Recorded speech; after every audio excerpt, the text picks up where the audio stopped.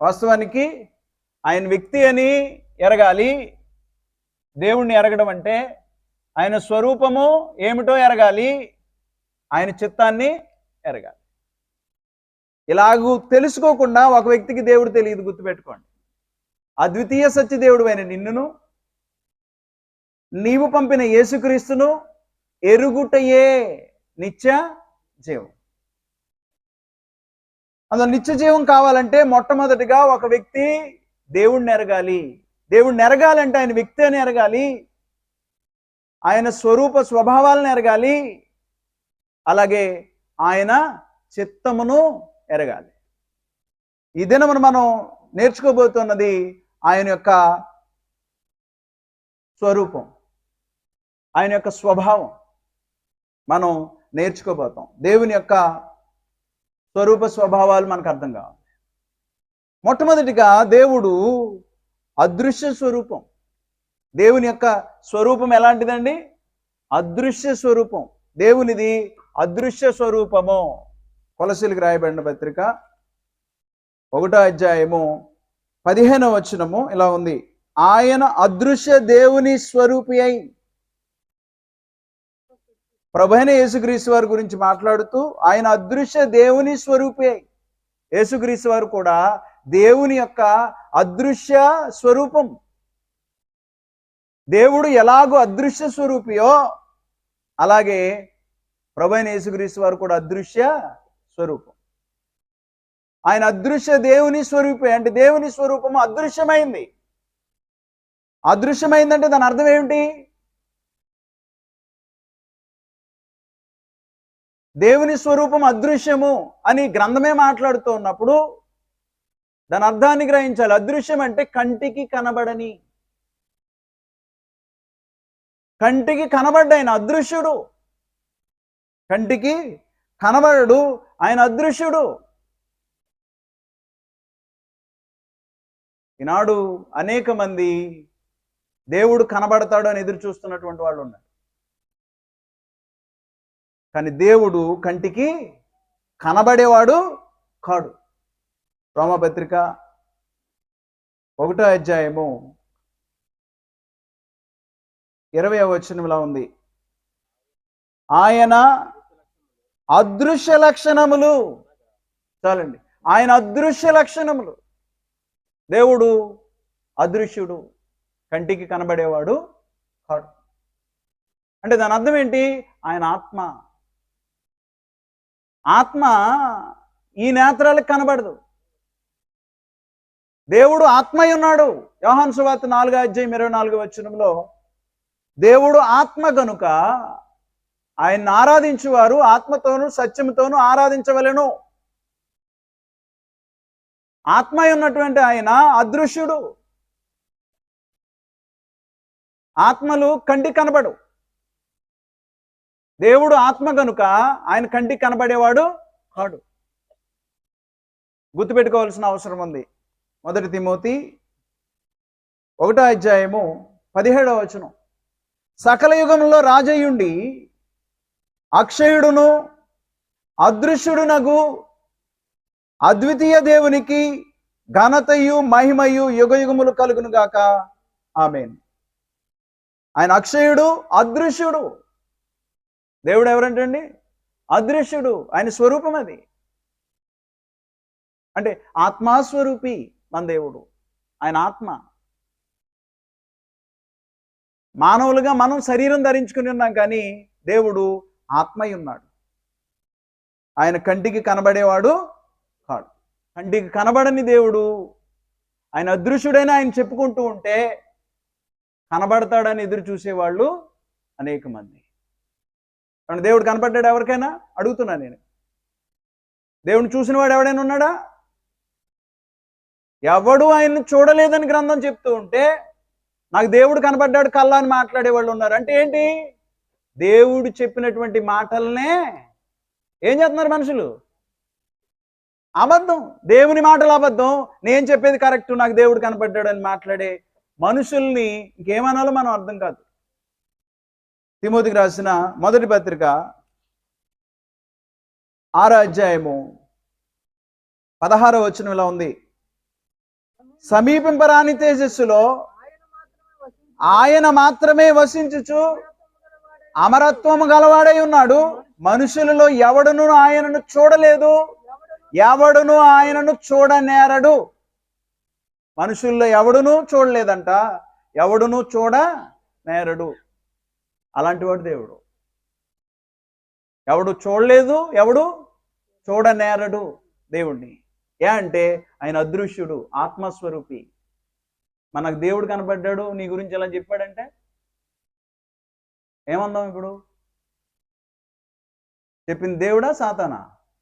అంటే గ్రంథంలో రాయబడింది కూడా మనుషులు నమ్మలేని పరిస్థితిలో ఉన్నారు ఈనాడు. కారణం ఏంటంటే వాడికి దేవుడు చెప్పాడు అంటాడు, ఇంకొక ఆయన దేవుడు చెప్పాడు అంటాడు, ఇంకా రకరకాలుగా అనమాట. గ్రంథంలో ఉన్నది మాత్రం వద్దు, నాకు దేవుడు ఇలాగని చెప్పాడండి నీ గురించి అని మాట్లాడే మనుషులు ఈనాడు క్రైస్తవ్యం అనబడిన దాంట్లో కనబడుతూ ఉన్నారు. పాత నిబంధనలో కానీ కొత్త నిబంధన అమలు చేస్తున్నటువంటి దినాల్లో కానీ ఆదిమ సంఘ పరిస్థితుల్లో కానీ దేవుడు ఆయా ప్రజల ద్వారా ఆనాడు మాట్లాడాడు. ఈనాడు ఆయన మాట్లాడవలసిన అవసరం లేదు. ఆయన గ్రంథము నుండి సమస్తాన్ని మాట్లాడేసాడు. ఆ గ్రంథంలో ఏముందో అది చదువుకుని ఆయన మాటల ప్రకారం బ్రతకడమే మనం చేయాల్సిన పని. ఈనాడు ఆయన మాట్లాడు, గ్రంథం ద్వారానే మాట్లాడతాడు, రిటర్న్ స్క్రిప్చర్స్ ద్వారానే ఆయన మాట్లాడతాడు. వేరొక రకంగా ఆయన మాట్లాడేవాడు కాడు. ఆయన కనబడ్డు, ఆయన కంటికి కనబడేవాడు కాదు. కంటికి కనబడేవాడు అనుకో అదృశ్యుడని ఎందుకంటాం? ఎందుకంటుంది గ్రంథం అదృశ్యుడని? అదృశ్యుడంటే కనబడని వాడు. ఇప్పుడు ఇంకో ప్రశ్న వస్తుంది, మరి మనుషులు ఎవరు? దేవుడు ఆత్మస్వరూపి, మరి మనుషులు ఎవరు?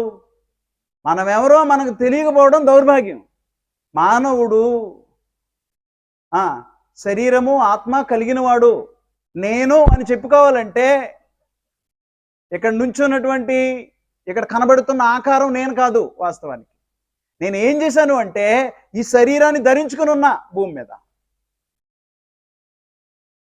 ఇక్కడ కూర్చున్న మీరు అందరూ కూడా శరీరాన్ని ధరించుకుని కూర్చున్నారు భూనివాస కాలంలో. అంటే మీరు కూడా ఎవరు? మనం అందరం కూడా ఎవరము? ఆత్మలమే. గుర్తుపెట్టుకోండి. ఆత్మలు అంత పొడుగున్నాడు, ఇంత కొరుసున్నాడు, లేకపోతే తెల్లగొన్నాడు, నల్లగొన్నాడు, ఏముండవు. కానీ శరీరానికి అవి ఉంటాయి. అందువల్ల మనం కూడా ఆత్మలం. అందుకే చనిపోయినప్పుడు ఏం జరుగుతుంది? ప్రసంగి గ్రంథం 12వ అధ్యాయము 7వ వచనంలో మన్నైనది వెనుకటి వలనే మరలా భూమికి చేరును, ఆత్మ దాని దయచేసిన దేవుని వద్దకు మరలా పోవును. శరీరము ఆత్మ. శరీరమేమో మట్టి నుంచి వచ్చింది, మట్టిలోకి వెళ్ళిపోద్దంట. ఆత్మ దేవుని దగ్గరకు వచ్చింది. ఆ ఆత్మే నువ్వు నేను. అందువలన ఈరోజు చూడండి, మనుషులు అద్దం ముందుకు వెళ్ళి చూసుకుని ఎంతసేపు చూసుకుంటారో మనుషులు కదా. ఏం చూసుకుంటున్నారు? తన్ను చూసుకోవట్లే. ఇంతకీ మనం ఎవరమో, మనం ఎలా ఉంటాం మనకు తెలియదు. వాస్తవానికి ఏం తెలుసు? మనం ధరించుకున్న శరీరము తెలుసు. ఒక 70-80 సంవత్సరాలు లేకపోతే 100 సంవత్సరాలు ఉండే శరీరము మనకు తెలుసు తప్ప, మన రూపము, మన శరీర రూపం తెలుసు తప్ప ఆత్మ రూపం మనకి తెలియదు. కారణం ఏమిటంటే ఆత్మ అదృశ్యుడు. ఆత్మ ఎవరు? అదృశ్యుడు. పౌలు గారు ఇలా అంటాడు, ఫిలిప్పీలకు రాయబడిన పత్రిక 1వ అధ్యాయము 22వ వచనం నుంచి ఇలా ఉంది. అయినను శరీరముతో నేను జీవించుటయే నాకున్న పనికి ఫలసాధనమైన ఎడల నేనేమి కోరుకుందునో నాకు తోచలేదు. జాగ్రత్తగా వినండి 22వ వచనం. చూడండి 22వ వచనం. అయినను శరీరముతో నేను జీవించుటయే. నేనేం చేస్తున్నానంటండి? అపోస్తలుడైన పౌలు అంటున్నాడు, నేను శరీరంతో జీవిస్తున్నా. అంటే నేను వేరు, నా శరీరము వేరు. జాగ్రత్తగా వినాలి. నేను వేరు, నా శరీరం వేరు. అందుకే అంటున్నాడు, చూడండి మళ్ళీ చదువుతున్నా. అయినను శరీరముతో నేను జీవించుటయ్యే. నేను శరీరంతో జీవిస్తున్నా అంటే నేను ఎవరు? జీవించేవాడు ఎవరు? శరీరం కాదు, ఎవరు? ఆత్మ. ఎవరండి? నేననేవాడు ఎవరు? ఆత్మ. చూడండి 23వ వచనం, ఈ రెంటి మధ్యను ఇరుకునబడి ఉన్నాను, నేను వెడలిపోయి క్రీస్తుతో కూడా ఉండవలనని నాకు ఆశ ఉన్నది, అది నాకు మరి మేలు. 24, అయినను మళ్ళీ చెప్తున్నాడు, నేను శరీరమందు నిలిచి ఉండుట. అంటే నేను వేరు. నేను ఎక్కడి నిల్చున్నాను? ఎక్కడ నిలిచున్నాను? శరీరమందు నిలిచి ఉన్నాను. నేను వేరు, నా శరీరం వేరు. నేను శరీరమందు నిలిచి ఉండుట మిమ్మును బట్టి మరి అవసరమై ఉన్నది అన్నాడు. అందులో అపోస్తలుడైన పౌలు చాలా క్లియర్గా చెప్పేశాడు, నేననేవాడిని ఆత్మను. లోపల ఉన్నాడు. నేననేవాడు ఎవరండి? ఆత్మ. వాడు లోపల ఉన్నాడు, శరీరం లోపల పన్నివాసం. అంటే ఆంతర్య పురుషుడు, బాహ్య పురుషుడు. బాహ్య పురుషుడు శరీరము, ఆంతర్య పురుషుడు ఆత్మ. ఈ ఆత్మ అయిన వాడే అసలైన వాడు. వాడి కంటికి కనపడ్డు. ఎవరికైనా కనిపించాడు? లోపల ఎలా ఉన్నాడు? అసలు మనమే చూసుకోలే ఈ నేత్రాలతో. మనకే తెలియదు. దేవుడు తన స్వరూపమందు నరులను సృజించను. ఆయన స్వరూపం ఏది అంటే అదృశ్య స్వరూపం. నువ్వు కూడా అదృశ్యుడివే, నువ్వు ఆత్మై ఉన్నావు కాబట్టి ఈ నేత్రాలతో నువ్వు చూడలే. దేవుడు అదృశ్య స్వరూపుడు, భూమి మీద ఉన్నటువంటి మానవుడు అదృశ్య స్వరూపమే. ఆ స్వరూపము ఎక్కడుంది అంటే ఎక్కడుంది? శరీరంలో నిలిచి ఉంది. శరీరాన్ని ధరించుకుని ఉన్నాడు భూమి మీద కొంతకాలం. ఈ భూనివాస కాలం ముగించిపోయిందంటే ఆ శరీరంలోంచి వెళ్ళిపోతాడు. కొరింథీయులకు రాసిన 2వ పత్రిక 5వ అధ్యాయంలో 7వ వచనం నుంచి ఇలా ఉంది, గనుక ఈ దేహములో నివసించుచున్నంత కాలము ప్రభువునకు దూరముగా ఉన్నామని ఎరుగియుండి ఎల్లప్పుడూ ధైర్యము గలవారమై ఉన్నాము. 8, ఇట్లు ధైర్యము కలిగి ఈ దేహమును విడిచిపెట్టి ప్రభువునొద్ద నివసించుటకు ఇష్టపడుచున్నాం. 9, కావున దేహమందునను దేహమును విడిచినను ఆయనకిష్టులమై ఉండవలనని మిగులు అపేక్షించుచున్నాము. దేహమందునను దేహమును విడిచినను ఆయనకి ఇష్టులై ఉండాలని. మనం దేహమందు ఉన్నాం. ఇప్పుడు మనకు అనుగ్రహించినటువంటి ఆయుష్ని బట్టి దేహాన్ని విడిచిపెడతాం. ఒకనొక దినాన విడిచిపెట్టేవాడు అదృశ్య స్వరూపం, కంటికి కనబడేవాడు కాడు. నిన్ను సృజించిన వాడు అదృశ్యుడు, నీవు అదృశ్యుడివే. నీవు ఈ భౌతికమైన నేత్రాలకి కనబడవు. భౌతికమైన నేత్రాలకి నువ్వు కూడా కనబడవు. అందులో దేవుని స్వరూపము అదృశ్య స్వరూపం అయితే నిన్ను కూడా ఆయన అదృశ్యుడిగానే, కనబడని వాడిగానే, లోపల ఉన్నటువంటి ఆత్మ కనబడట్లేదు, ఆత్మ ధరించుకున్న శరీరము కనబడుతుంది. వాడు మట్టి నుంచి వచ్చాడు. ఈ బాహ్య శరీరము, బాహ్య పురుషుడు మట్టి నుంచి వచ్చినటువంటి వాడు. అది కనబడుతుంది. అది కనబడుతుంది తప్ప, అంటే ప్రకృతి సంబంధమైంది కనబడుతుంది తప్ప ఆత్మ సంబంధమైంది మనం చూడలేం. అలాగే దేవుణ్ణి కూడా చూసిన వాడు లేడు, ఎవడు చూడనేరడు. అందువల్ల దేవుడు నాకు కనబడుతున్నాడు అన్నాడంటే అబద్ధం ఆడుతున్నాడు. గుర్తుపెట్టుకోండి. గ్రంథం ఎరిగినటువంటి వాడికి అర్థమవుతుంది విషయాలు. దేవుడు నాతో కళ్ళ మాట్లాడాడండి, దేవుడు ఇలా చెప్పాడండి, అలా చెప్పాడు. అబద్ధం మాట్లాడుతున్నాడు. దేవుడు అదృశ్య స్వరూపం. ఆయన కంటి కనబడేవాడు కాదు.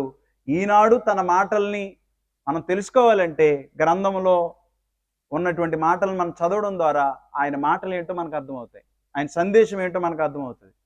లేకపోతే ఒకరు చెప్పడం ద్వారా మనకు ఆయన మాటలు వినపడతాయి. అంతే తప్ప ఆయన కల్లోనో లేకపోతే ఎవరికో కనబడో మాట్లాడే కార్యక్రమము జరగదు. దేవుడు అదృశ్య స్వరూపి. దేవుడు ఎవరండి? అదృశ్య స్వరూపి. 2, దేవుడు నీతి స్వరూపుడు. దేవుడు ఎవరండి? నీతి స్వరూపుడు. యోహాను సువార్త 17వ అధ్యాయము 25వ వచనం, నీతి స్వరూపుడు వగు తండ్రి లోకము నిన్ను ఎరగలేదు, నేను నిన్ను ఎరుగుదును.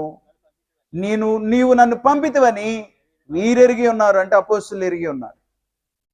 నీతి స్వరూపుడు వగు తండ్రి, మన తండ్రి అయినటువంటి దేవుడు, మనందరి దేవుడు ఎవరైనా నీతి స్వరూపుడు. అంటే ఆయనలో దుర్నీతి ఎంత మాత్రమును ఉండదు. నీతి స్వరూపుడైన అంటే ఆయన నీతినే ప్రేమిస్తాడు, దుర్నీతిని ద్వేషిస్తాడు. ఆయన స్వరూపమే నీతి. కీర్తన గ్రంథం 11వ అధ్యాయము 7వ వచనం, యెహోవా నీతిమంతుడు, ఆయన నీతిని ప్రేమించువాడు, యథార్థవంతులు ఆయన ముఖ దర్శనం చేసెదరు అన్నాడు. ఎవరండి ఆయన? నీతిని ప్రేమించేవాడు దేవుడు. ఇంకేం చేస్తాడంటే దుర్నీతిని ద్వేషిస్తాడు. దేవుడు నీతిమంతుడు అని అన్నప్పుడు దుర్నీతిని ద్వేషిస్తాడు. అసలు దుర్నీతి ఆయనలో ఉండదు. ఆయన నీతి స్వరూపం, ఆయన స్వరూపమే నీతి. చూడండి, రోమపత్రిక 1వ అధ్యాయము 18వ వచనంలో ఉంది, దుర్నీతి చేత సత్యమును అడ్డగించు మనుషుల యొక్క సమస్త భక్తిహీనత మీదను దుర్నీతి మీదను దేవుని కోపము పరలోకము నుండి బయలుపరచబడుచున్నది. దుర్నీతి మీద ఆయన కోపాన్ని ప్రదర్శిస్తూ ఉన్నాడు అంటే దాని అర్థం ఏంటి అంటే దుర్నీతిని ఆయన ద్వేషిస్తాడు. నీతిని ప్రేమిస్తాడు, దుర్నీతిని ద్వేషిస్తాడు. నీతి అని అన్నప్పుడు దాంట్లో నీతి న్యాయాలు రెండు ఉంటాయి. నీతిమంతుడు అనుకో ఏం చేస్తాడంటే న్యాయంగా తీర్పు తీరుస్తాడు. నీతిమంతుడు అనుకో ఆయనలో దుష్టత్వం కనబడదు, ఆయనలో చెడు కనబడదు, పాపం కనబడదు. నీతిమంతుడైతే ఆయన తీర్పు తీర్చేటప్పుడు నీతిమంతుడు కాబట్టి అన్యాయంగా తీర్పు తీర్చడు. ఆయన అన్యాయవంతుడు కాదు, న్యాయవంతుడు. ఎవరు? మన దేవుడు. అంటే చెడు ఏది ఆయనలో కనబడదు. ఒకవేళ చెడు కనబడ్డది అనుకోండి అది దుర్నీతి అవుతుంది. మన దేవుడు దుర్నీతిపరుడు కాదు, నీతి స్వరూపుడు. మన దేవుడు ఎవరండి? నీతి స్వరూపుడు. అందువల్ల న్యాయం తీర్చేటప్పుడు మన దేవునికి పక్షపాతం ఉండదు. పక్షపాతం, ఫేవరెటిజం. కొందరంటే ఒక రకమైన తీర్పు. ఏమండి, మనం ఏం చేస్తాం? మన బంధువులు, రక్త సంబంధులు, దగ్గరోళ్ళు అనుకోండి, అవతలోడు దెబ్బలాటకు వచ్చినోడు వేరేవాడు అనుకోండి, ఏం చేస్తారు? ఎలాంటి తీర్పు తీరుస్తామా? క్రైస్తవులు అనుకోండి. నీ దేవుడేమో నీతి స్వరూపుడు, మనమంది మన రక్త సంబంధులండి, వారి తరపున మాట్లాడకపోతే ఎలాగండి? నీ స్వరూపాన్ని మార్చుకుంటూ ఉన్నావు. దేవుని స్వరూపాన్ని నీకు ఇస్తే ఆ స్వరూపాన్ని మార్చుకునే వాళ్ళు అనేక మంది. దేవుడు పక్షపాతి కాడు, గుర్తుపెట్టుకోండి. ఆయన నీతిమంతుడు, న్యాయంగా తీర్పు తీరుస్తాడు ఆయన. రోమపత్రిక 2వ అధ్యాయం 11వ వచనంలో ఉంది, దేవునికి పక్షపాతం లేదు. దేవునికి ఏం లేదంటండి? పక్షపాతం లేదు ఆయనకి. ఆయన పక్షపాతం చూపించేవాడు కాదు.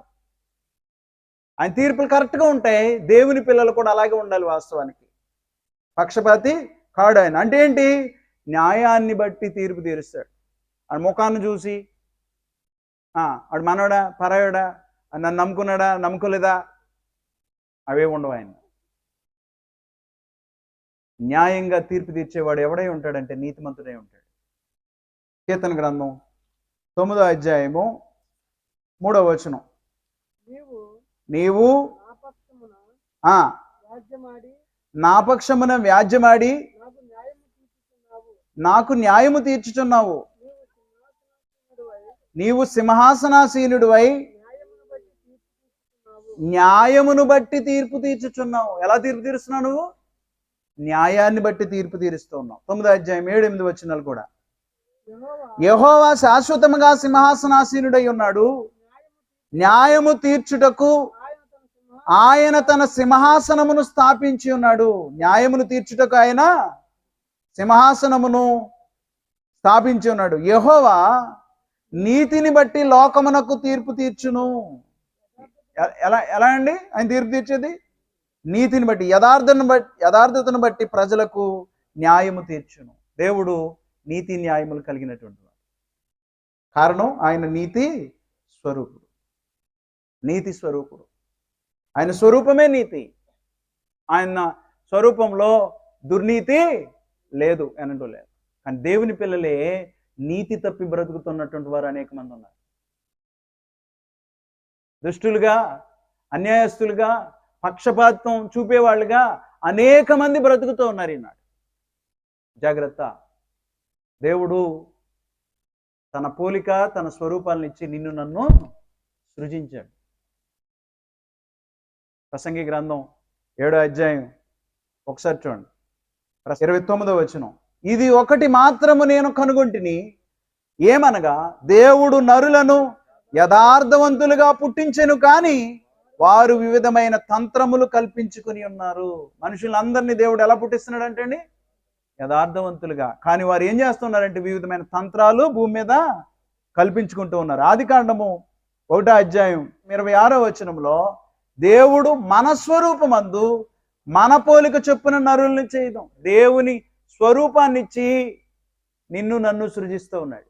ఈనాడు పుడుతూ ఉన్న ప్రతి ఒక్కరిని కూడా దేవుని యొక్క స్వభావాలనిచ్చి దేవుడు భూమి మీద ఒక వ్యక్తిని సృజిస్తూ ఉన్నాడు. అంటే మనం అందరం కూడా పుట్టినప్పుడు ఎలా ఉన్నాం? నీతి స్వరూపులం. దుర్నీతి తెలియదు మనకి పుట్టినప్పుడు. కానీ తర్వాత ఎదుగుతుండగా ఏం చేసాం? మనం వివిధమైన తంత్రాలు కల్పించుకున్నాం, దుష్టులుగా మారిపోయాం. కానీ దేవుని స్వరూపము నీతి స్వరూపం. అదే స్వరూపాన్ని నీకు నాకు ఇచ్చాడు. అదే స్వరూపాన్ని నీకు నాకు ఇచ్చాడు. మనుషులు న్యాయం గురించి మాట్లాడేటప్పుడు ఎంత జాగ్రత్తగా మాట్లాడతారో, ఎంత పక్షపాతం చూపి మాటలు మాట్లాడతారో. మావాడు అండి, మా పక్షం వాడండి, మా రక్త సంబంధి అండి, లేకపోతే మా కులం అండి. ఎవడన్నా కులపోడిని ఏమన్నా అంటే చాలు అందరూ కర్రలు పట్టుకుని వెళ్ళిపోతూ ఉంటారు. ఇంకా వెనక ముందు వాడు ఏంటో, అసలు ఎందుకు జరుగుతుందో గొడవ ఎవడికి అవసరం లేదు. వాడిని అనాలి అంతే. రే, నువ్వు నీతి స్వరూపుడివి, దేవుడిని నమ్ముకుంటే ఆ స్వరూపాన్ని ధరించుకుని ఉన్నావు. ఈనాడు కనీసం అర్థం కావాలి కదా. న్యాయవంతుడు దేవుడు. నీ పిల్లవాడు ఎలాగో ఇతరుల పిల్లలు కూడా అలాగే. నువ్వెలాగూ నీ ప్రాణాన్ని చూసుకుంటావో ఇతరుల ప్రాణాన్ని కూడా నువ్వు అలాగే చూడాలి, అంత విలువ ఇవ్వాలి. అది కదా న్యాయం. నీ పిల్లవాడికి ఏమైనా అయిపోద్దేమో హాస్పిటల్కి తీసుకెళ్ళిపోయి, మరి వాడు చచ్చిపోతే దేవుని దయవల్ల బతికాడు. చచ్చిపోతే అందరూ గడ్డి పెట్టి ఎవరికి? వాకింగ్ చెప్పేవాడికి తప్పేశారు. అర్థమవుతున్నాను ఎందుకు చెప్తున్నాను ఇది.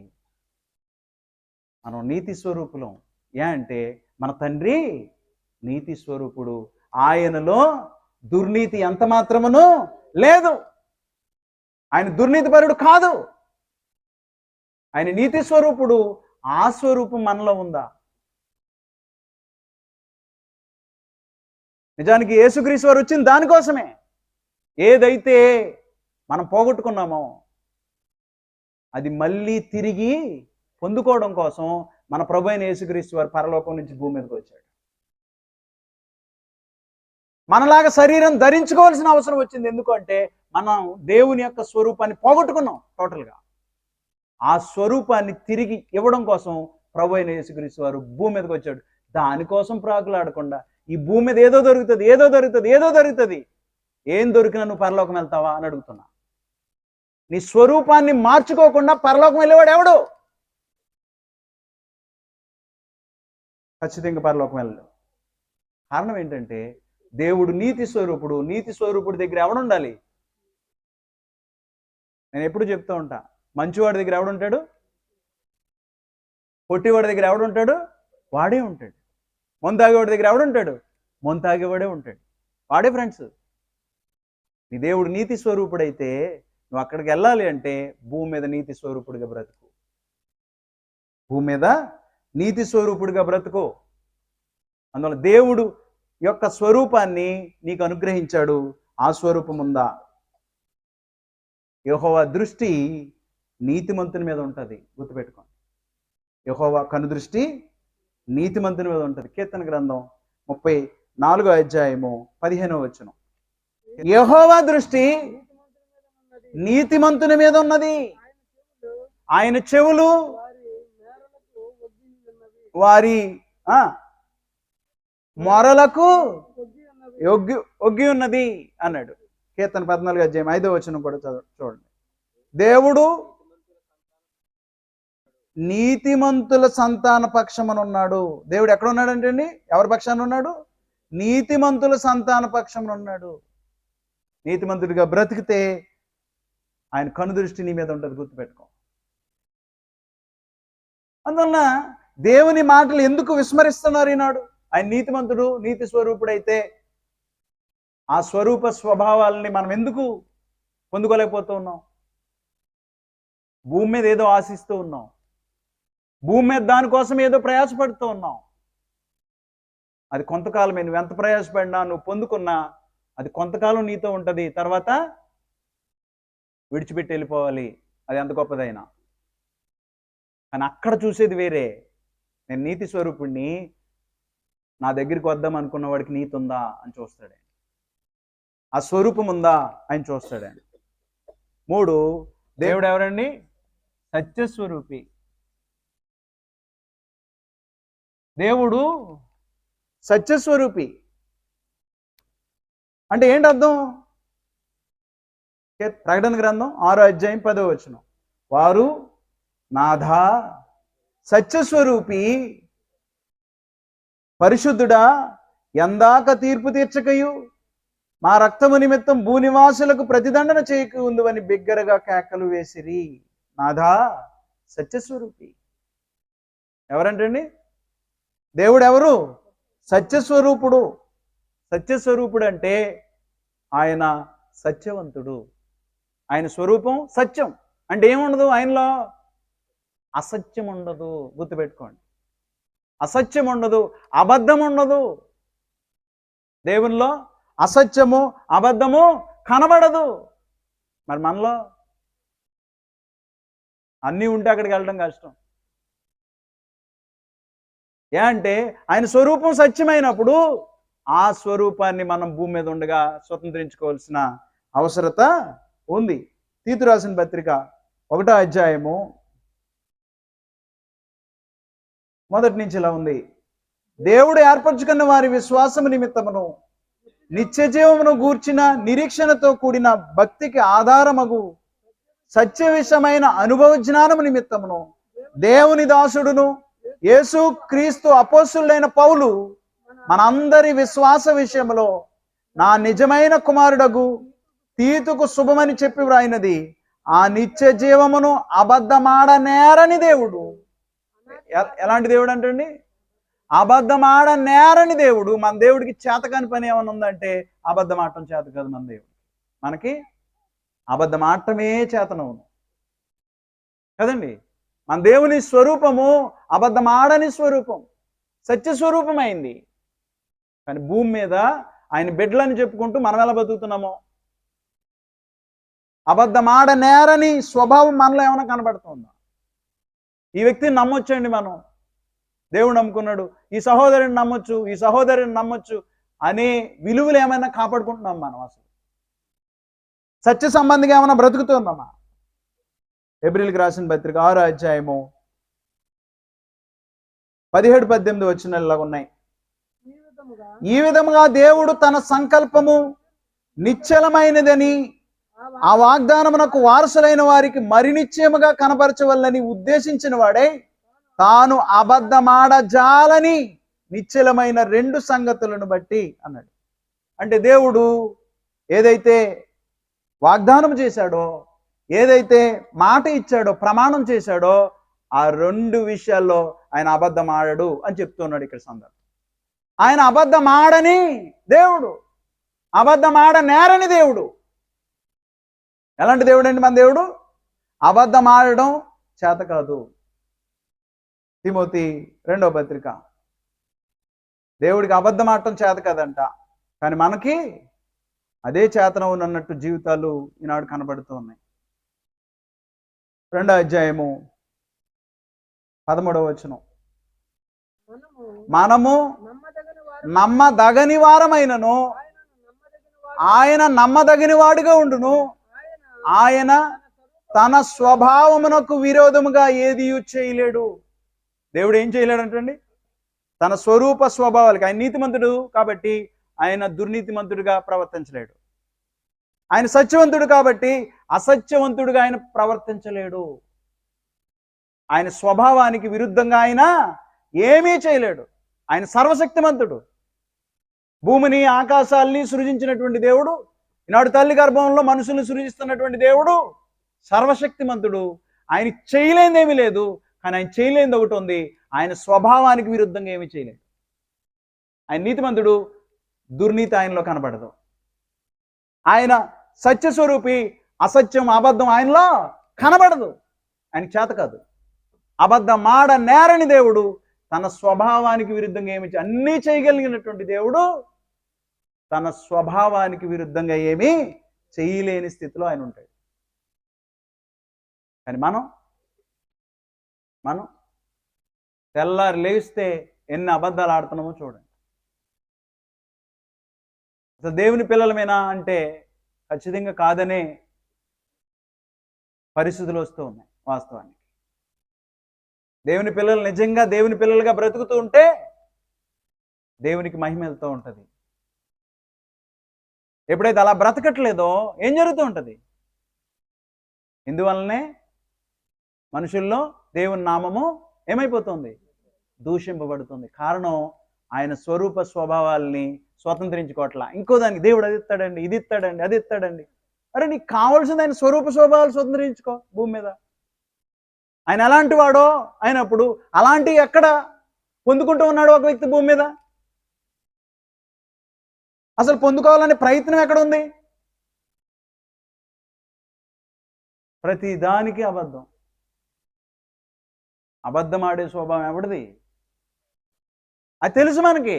కానీ యోహాను సువార్త 8వ అధ్యాయము 44వ వచనం, మీరు మీ తండ్రి యొక్క అపవాది సంబంధులు, మీ తండ్రి దురాశలు నెరవేర్చగోరుచున్నారు.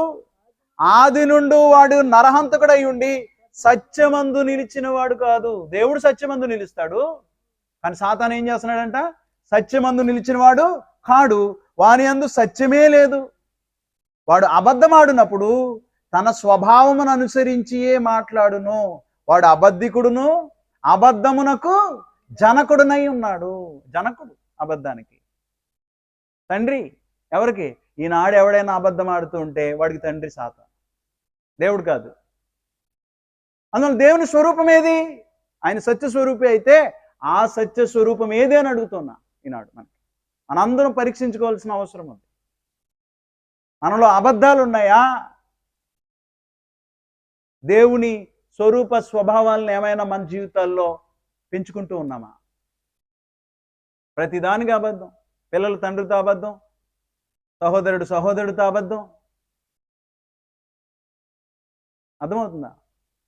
ఈనాడు భయంకరమైన పరిస్థితులు, భయంకరమైన దినాల్లో ఉన్నాం. నిజానికి నిజం మాట్లాడే వాళ్ళు కరువైపోయారు. ఈవెన్ దేవుని పిల్లలు, ఈవెన్ దేవుని వాక్యాన్ని చెప్పే మనుషులు అన్ని అబద్ధాలే. అందువలన పరీక్షించుకోవాలి మన స్వరూప స్వభావాలు ఎలాగున్నాయి. దేవునియా లేకపోతే సాతానియా? కొలసీలకు రాయబడిన పత్రిక 3వ అధ్యాయము 9వ వచనం ఇలా ఉంది, ఒకనితో ఒకడు అబద్ధమాడకుడి. ఏం చేయకూడదంటే అండి? ఒకనితో ఒకడు ఏం చేయకూడదంట? అబద్ధమాడకుడి. మనకే ఆజ్ఞాపిస్తూ ఉన్నాడు ఆయన. ఒకనితో ఒకడు అబద్ధం ఆడకూడదు. కారణం ఏంటంటే అబద్ధం ఆడేవాడు సాతాను, వాడు అబద్ధమునకు జనకుడు. వాడి స్వభావాన్ని అనుసరించి మాట్లాడతాడు. కానీ నువ్వు సాతాను స్వభావంలోనే కనుక బ్రతుకుతుంటే ఇంకా నీకు కూడా తండ్రి పరలోకమందు ఉన్నటువంటి దేవుడు కాదు, కానీ సాతానే నీ తండ్రి అయి ఉంటాడు అనేది గుర్తుపెట్టుకో. యాకోబు పత్రిక 3వ అధ్యాయం 14వ వచనం, అయితే మీ హృదయములలో సహింపనలనివి కాని మత్సరమును వివాదమును ఉంచుకున్న వారైతే అతిశయపడవద్దు. సత్యమునకు విరోధముగా అబద్ధమాడవద్దు. సత్యమునకు విరోధముగా అబద్ధమాడవద్దు. అబద్ధం కనపడవద్దు సత్యానికి విరుద్ధంగా. సత్యమే మాట్లాడే వాళ్ళు ఎంతమంది ఉంటారో, సత్య స్వరూపాన్ని ధరించుకుని ఎంతమంది బ్రతుకుతూ ఉన్నారో. ఒక వ్యక్తి పాపం చేయక మునుపు ఉన్నటువంటి స్వరూపం, ఆదమవ్వలు వారు పాపం చేయక మునుపు ఉన్నటువంటి స్వరూపం. దేవుని స్వరూప పోలికలను ఇచ్చి దేవుడు ఆదమవ్వల్ని సృజించినట్లుగా మనకు కనపడుతుంది. ఈనాడు పుడుతున్నటువంటి ప్రతి మనిషి, ఇక్కడ ఉన్నటువంటి మనందరినీ కూడా తల్లి గర్భం నుంచి మనం బయటకు వచ్చామంటే యథార్థవంతులుగా, నీతివంతులుగా మనందరం బయటకు వచ్చాం. కానీ ఉండగుండగా సాతాను యొక్క లక్షణాలను మనం పెంచుకుంటూ, వాడు అబద్ధికుడు అయితే మనం అబద్ధికుడు, వాడు దుష్టుడైతే మనం దుష్టుడు, వాడు దొంగ అయితే మనం దొంగ, వాడు ఫలానా అయితే మనం ఫలానా, అలాంటి దుష్టత్వానికి సంబంధించిన ప్రతి దాన్ని చేస్తూ మన స్వరూపాన్ని పోగొట్టుకున్నాం. అయితే క్రీస్తు నందు మనకు దొరికేది ఏంటంటే, ఏ స్వరూపాన్ని అయితే పోగొట్టుకున్నామో అదే స్వరూపాన్ని మళ్ళీ మనం సంపాదించుకునే కార్యక్రమం క్రీస్తు నందు జరుగుతున్నది. వాస్తవానికి ఆ పనిలో ఉన్నామా? అది విడిచిపెట్టేశారు. అసలు జీవితం గురించి ఎవరు పట్టించుకోవట్లేదండి. ఏమండి, నేను ఎలా బతుకుతున్నాను, నా జీవితం ఏంటి, దేవుని యొక్క స్వరూప స్వభావాలు నాలో ఉన్నాయా, దాని గురించి ఎవరికి అంత బెంగ కానీ బాధ కానీ ఏమీ లేదు. దేని గురించి ఉంది బాధ బెంగ అంతా కూడా? దేని గురించి? ఈ భూమి మీద ఏదో సాధించాలి, సంపాదించాలి. ఈ భూమి మీద దానికోసం. అది ఎంతకాలం ఉంటుంది? వాడు బతుకున్నంతకాలం. దానికోసం, ఈ భూమి మీద శరీరం ఉన్నంతకాలం దానికోసం ప్రాకులాడే పరిస్థితులు, దానికోసం స్వరూప స్వభావాల్ని పోగొట్టుకునే పరిస్థితులు, ఎంత భయంకరమైన పరిస్థితులు ఆలోచించాయి. దేవుని స్వరూపమైన సత్య స్వరూపం నీలో ఏమైనా కనపడుతుందా? నీలో ఏమైనా కనబడుతుందా? దేవుడు నీతి స్వరూపుడు, దేవుడు సత్య స్వరూపి, అలాగే దేవుడు ప్రేమ స్వరూపి.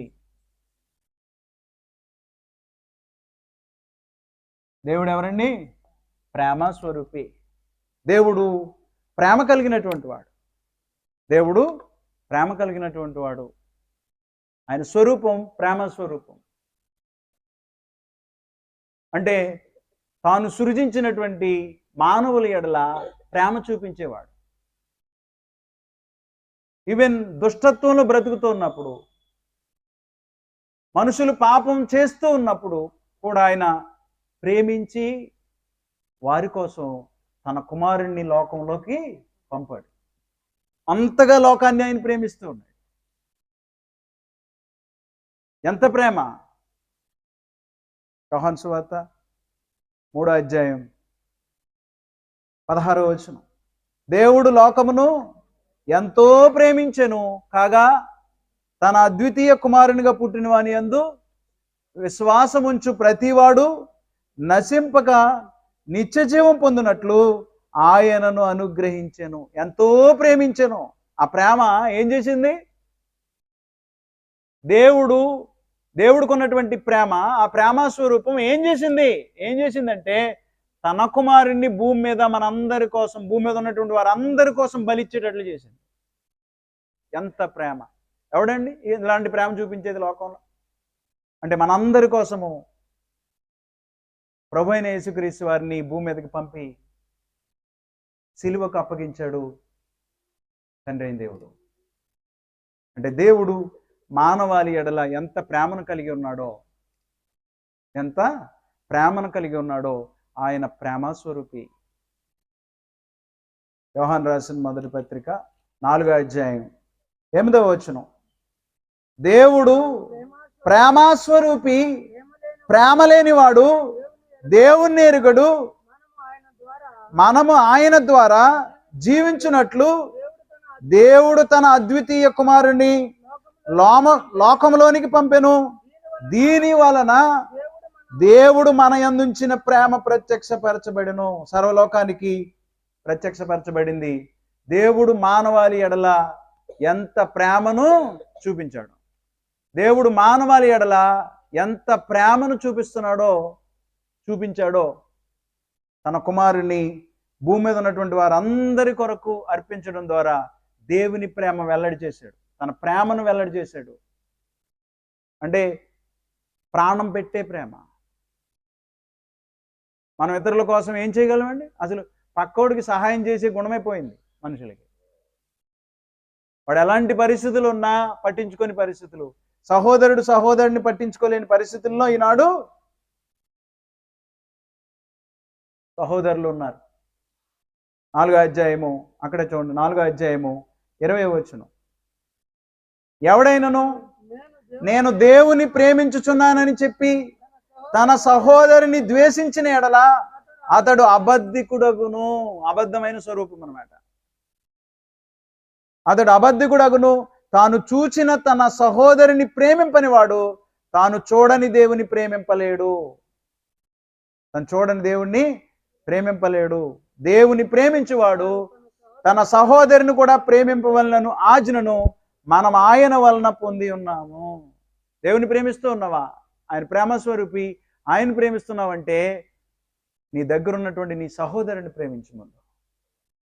కారణం ఆయన ప్రేమస్వరూపి.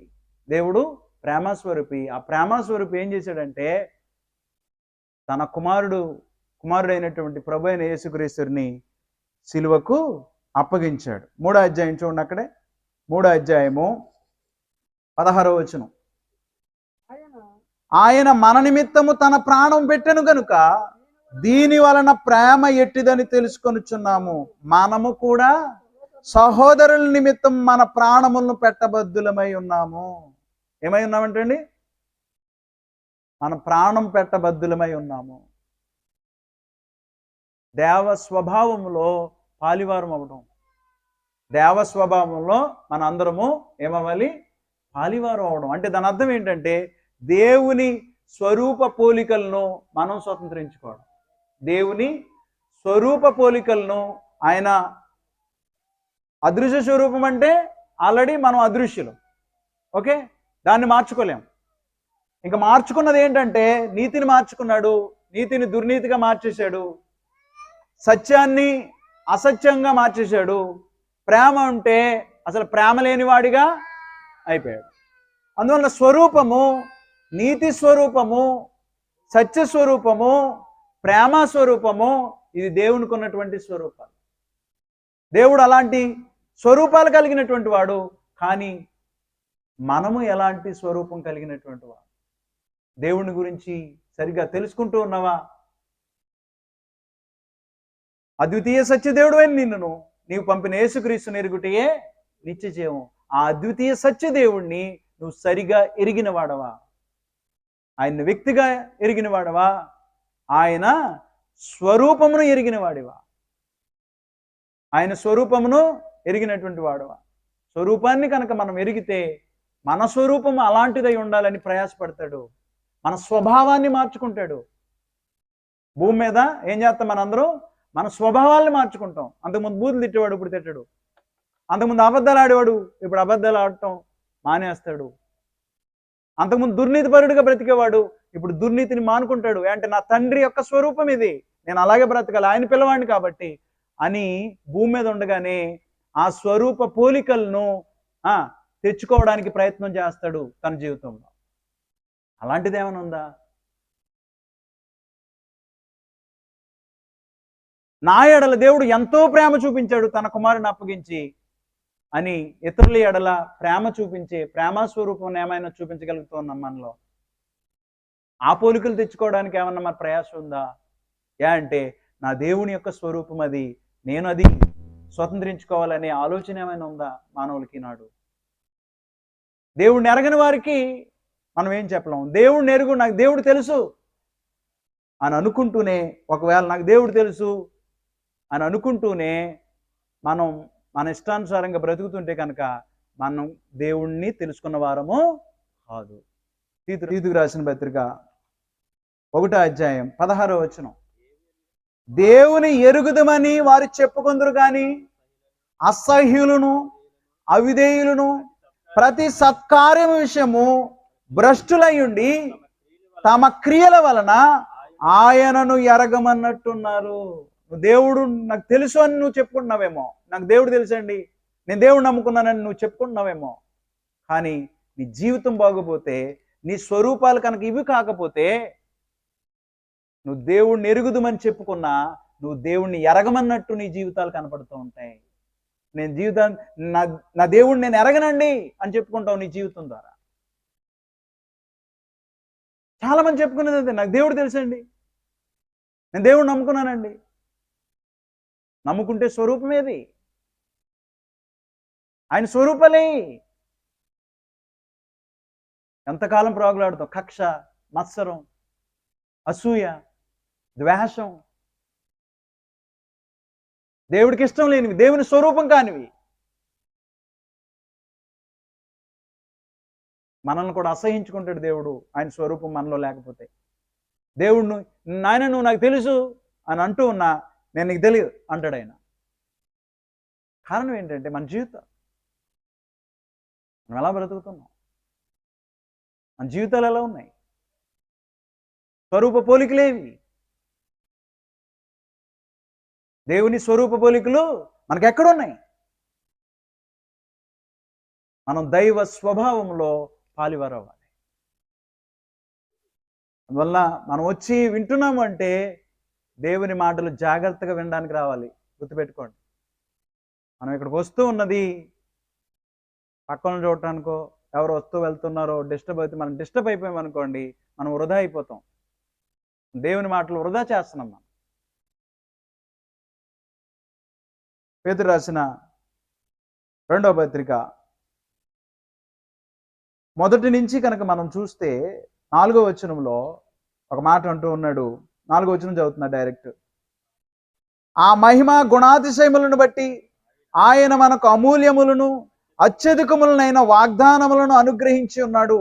దురాశను అనుసరించుట వలన లోకమందున్న భ్రష్టత్వమును ఈ వాగ్దానముల మూలముగా మీరు తప్పించుకొని దేవ స్వభావమునందు పాలివారగునట్లు వాటిని అనుగ్రహించెను. దేవ స్వభావమునందు పాలివారగటం. మనకి వాగ్దానాల మూలంగా మనకు వాగ్దానాలు ఉన్నాయి. ఆ వాగ్దానాలను పొందుకోవాలనే ఆలోచనతో, తపనతో భూమి మీద ఉండగా మనం ఏం చేయాలి? భ్రష్టత్వమును తప్పించుకొని, వాగ్దానాలు ఉన్నాయి, అవి పొందుకోవాలి ఖచ్చితంగా. భూమి మీద ఉండగా భ్రష్టత్వం ఉన్నది, సాతాను సంబంధమైన పరిస్థితులు అన్నీ ఉన్నాయి. వాటిని తప్పించుకొని ఏం చేయాలంట? దేవ స్వభావములో పాలివారు మగునట్లు వాటిని అనుగ్రహించను. దేవుడు వేటిని అనుగ్రహించను? వాగ్దానములను అనుగ్రహించను. దేవ స్వభావములో నువ్వు నేను ఏమవ్వాలి? పాలివారు అవ్వాలి. అలా దేవ స్వభావంలో పాలివారు అయితే వాగ్దానాలు, లేకపోతే లేదు. దేవ స్వభావం మనం కొని తెచ్చుకోకుండా, దేవ స్వభావం మనం సంపాదించుకోకుండా భూమి మీద ఎవడు కూడా పరలోకం వెళ్ళడు. గుర్తుపెట్టుకో. అందువల్ల దేవుని స్వరూపం అది. ఆ స్వరూపాన్ని గుర్తిస్తూ ఉన్నావా? నీ దైనందిన జీవితాల్లో ప్రతిదినం, ప్రతి క్షణం నా స్వరూపం ఎలాగుంది, నేను ఎలా బ్రతుకుతున్నాను, నా దేవుని స్వరూపం ఎలాంటిది అనే ఆలోచన కలిగి ఉన్నావా? జాగ్రత్త. ఒకవేళ నువ్వు ఈ భూమి మీద ప్రాకులాడేది కొంతకాలమే నీకు ఉపయోగపడవచ్చు, ఈ భూమి మీద బ్రతకడానికి కొంతకాలమే నీకు ఉపయోగపడవచ్చు. కానీ దేవ స్వభావం అయితే, ఈ దేవ స్వభావాన్ని కనుక, స్వరూపాన్ని కనుక నువ్వు సంపాదించుకుంటే యుగ యుగాలు జీవిస్తావు, యుగ యుగాలు దేవునితో పాటు ఉంటావు. దానికోసం ఈ భూమి మీద ప్రాకులాడి దీన్ని మర్చిపోయి, అసలు దీన్ని మర్చిపోయారన్నమాట. స్వరూప స్వభావాల్ని మర్చిపోయి మనుషులు బ్రతుకుతూ ఉన్నారంటే ఏమనాలో మీరు ఆలోచన చేసుకోండి. ఏమనాలో మీరు ఆలోచన చేసుకోండి. అందువలన రెండవ విషయము దేవుని స్వరూపం. దేవుని ఎరగడం అంటే ఆయన స్వరూపాన్ని మనం ఎరగాలి, తెలుసుకోవాలి. ఆ స్వరూపాన్ని మనం స్వతంత్రించుకోవాలి. దేవుని ఎరగడం అంటే దేవుడు దేవత్వం కలిగినటువంటి వ్యక్తి అని నువ్వు ఎరిగినటువంటి వాడవే. ఇక మూడవదిగా ఆయన చిత్తాన్ని మనం ఎరగాలి. ఆయన చిత్తాన్ని మనం ఎరగాలి. అది ఎరగకుండా దేవుని ఎరిగిన వాడు కాదు. దేవుని చిత్తం అయితే మనం దేవుని చిత్తం గురించి మనం నేర్చుకోబోతాం. ఒక్కొక్కటిగా ఏది సత్యమో అది తెలియపరచాలనే ఉద్దేశంతో. కారణం ఏంటో తెలుసా? సత్య సంబంధే రేపొద్దున పరలోకం వెళ్తాడు. సత్యంలో ఎదిగిన వాడే రేపొద్దున పరలోకం వెళ్తాడు. అసత్యము పరలోకాన్ని స్వతంత్రించుకొనదు. ఏ అబద్ధమైనను, గుర్తుపెట్టుకోండి, ఏ అబద్ధమైనను సత్య సంబంధమైంది కాదు. 1 యోహాను 2:21 ఉంటుంది ఆ మాట. 1 యోహాను 2:21 ఏ అబద్ధమును సత్య సంబంధమైంది కాదు. దేవుని పిల్లలు దేవుడు ఏం మాట్లాడాడో, ఆయన ఏమై ఉన్నాడో ఆ విషయాలన్నీ ఎరిగి దేవుని స్వరూపాన్ని స్వతంత్రించుకొని దేవుని చిత్తాన్ని సవివరంగా ఎరిగి ఆయన చిత్త ప్రకారం ఈ భూమి మీద బ్రతికి పరలోకం చేరుకోవాలని దేవుని చిత్తమైతే దేవుడు మనకి మళ్ళీ అవకాశం ఇస్తే మనం వచ్చే వారం ఆయన చిత్తాన్ని మనం తెలుసుకోవడానికి ప్రయత్నం చేద్దాం.